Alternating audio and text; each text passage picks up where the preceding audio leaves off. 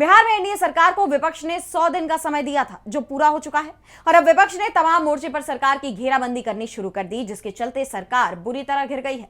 विपक्ष ने बीजेपी पर आरक्षण चोरी करने के आरोप लगाते हुए सरकार को निशाने पर लिया है, जिससे राज्य में बीजेपी की जमीन हिलती हुई दिखाई दे रही है। तो क्या है ये पूरी खबर, देखिए इस रिपोर्ट में। बिहार में विपक्ष के नेता तेजस्वी यादव ने एनडीए को 100 दिन का समय दिया था और कहा था कि 100 दिन तक वो कुछ नहीं बोलेंगे, सरकार के किसी फैसले, किसी नीति पर कोई सवाल नहीं उठाएंगे। लेकिन 100 दिन के बाद वो सरकार से हर मुद्दे पर सवाल करेंगे।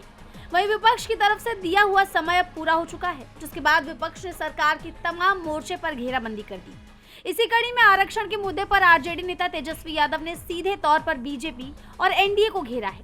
उन्होंने बीजेपी को आरक्षण खोर और आरक्षण चोर बताया है। बीजेपी जो है आरक्षण खोर और आरक्षण चोर। 65% हम लोगों का आरक्षण खा गया, आज 16% आप लोगों को नुकसान हो रहा है। जो तेजस्वी बहाली निकलवाया, 5 लाख नौकरी दिया, 3.5 लाख प्रक्रियाधीन कराया, आज आपके भाई को, आपके बेटे को, बेटियों को नौकरी मिलता 50,000 का नुकसान हो रहा है आप लोगों का, जो आरक्षण इन लोग खाने का काम किया, जो फंसाने का काम किया। तेजस्वी का ये वीडियो आरजेडी ने एक्स पर शेयर किया है। साथ ही बीजेपी को घेरते हुए एक्स पर पोस्ट किया कि जैसे आदमखोर होता है, वैसे ही बीजेपी आरक्षण खोर और आरक्षण चोर है। 17 महीनों के अल्प कार्यकाल में हमारी तरफ से जातिगत गणना के उपरांत दलितों, आदिवासियों और पिछड़े अति पिछड़ों के लिए बढ़ाए गए 65% आरक्षण को बीजेपी एनडीए की केंद्र सरकार ने संविधान की 9वीं अनुसूची में नहीं डाला और केस में फंसा दिया।